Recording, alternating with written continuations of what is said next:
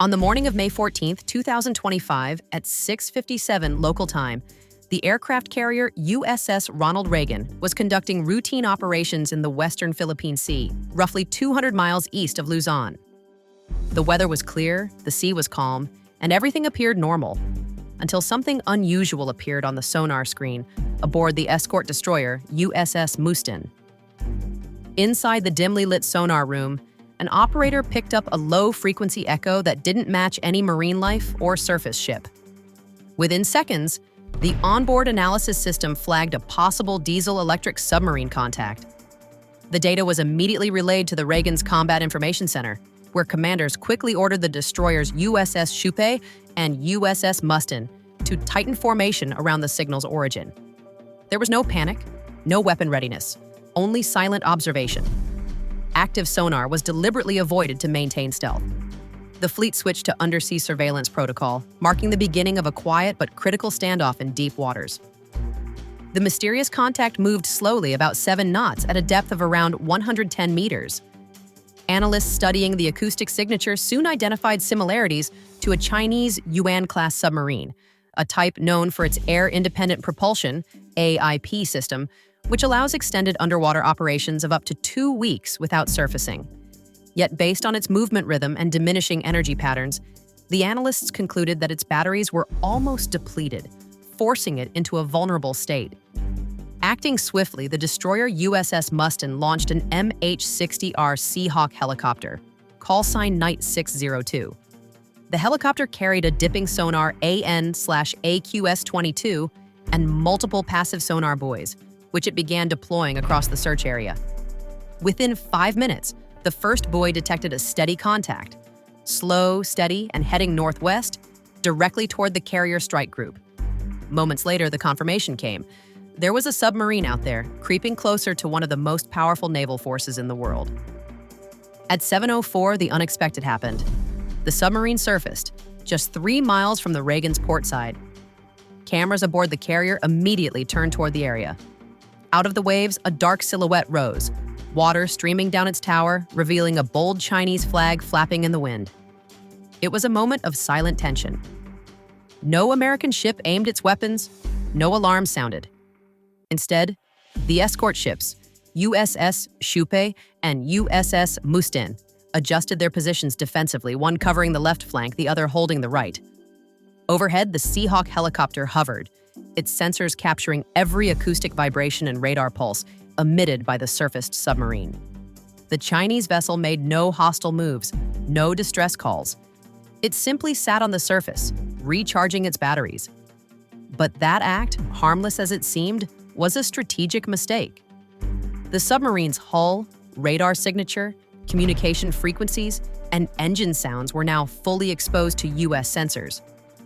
Within minutes, the Reagan's radar, electronic warfare systems, and radio intercepts had captured an extensive profile of the vessel, what intelligence analysts would later call a complete acoustic and electronic fingerprint.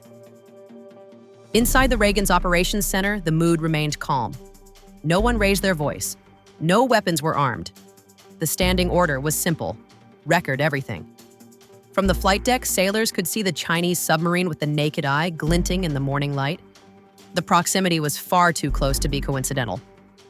Within minutes, the 7th Fleet Command in Yokosuka, Japan, received a full situation report.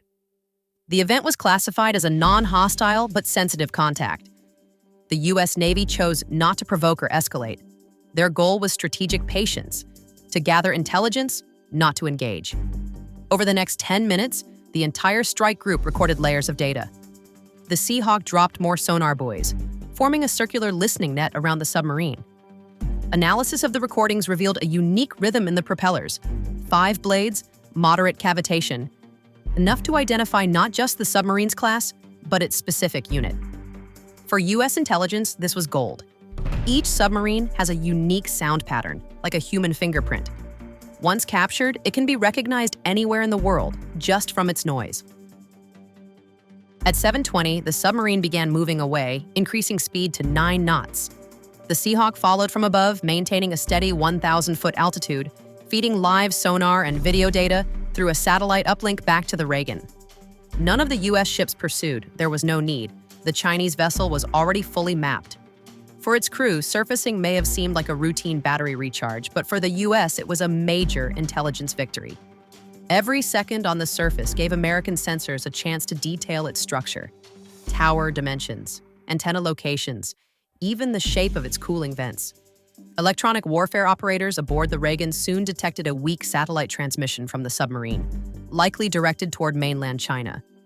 The frequency, duration, and modulation were all captured before the signal abruptly stopped, likely because the submarine's captain realized he was being monitored.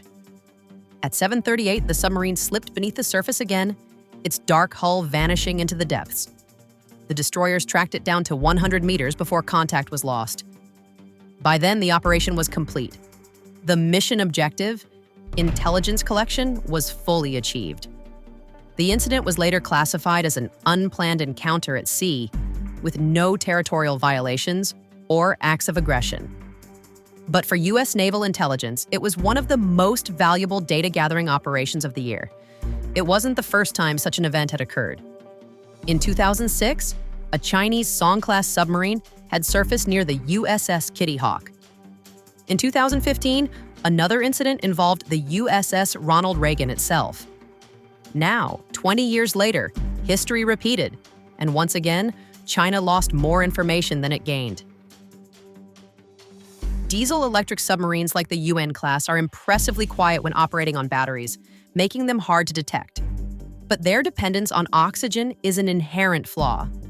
Once their batteries weaken, they must surface to recharge using diesel generators, leaving them vulnerable. Modern U.S. carrier groups are designed precisely to exploit such weaknesses. Their defense is layered. From the skies, E-2D Hawkeye aircraft provide long-range radar coverage.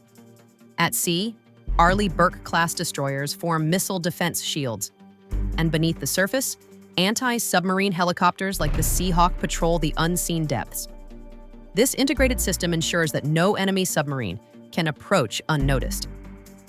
The May 14th incident was a real-world demonstration of that system's precision and readiness. In under 5 minutes, a faint sonar contact had escalated into a coordinated operation involving multiple ships, aircraft, and advanced sensors, all without a single shot fired. Following the incident, the collected sonar and radar data were analyzed at the Undersea Warfare Center in San Diego, where they were added to the U.S. Navy's National Acoustic Database. The information was later used to train AI-based sonar recognition systems, improving the Navy's future detection capabilities. From one Chinese submarine's mistake, the U.S. gained a technological advantage that could last years. Official Chinese reports downplayed the event, labeling it a routine training exercise, but defense analysts worldwide interpreted it as a sign of the limitations still facing China's undersea fleet, particularly in power management and endurance. For Washington, the takeaway was clear. Discipline and patience outperform provocation. The U.S. Navy didn't need to fight to win. It only needed to wait for the enemy to make a mistake. A week later, the same submarine quietly returned to its home port in Qingdao, but its digital fingerprint, its every sound, signal, and transmission, remained stored in American systems. In the silent chess game of undersea warfare, the side that fires first isn't always the victor. More often, it's the side that listens, records, and stays calm. The events of that morning in the Philippine Sea proved one undeniable truth. In modern warfare, information is the deadliest weapon of all.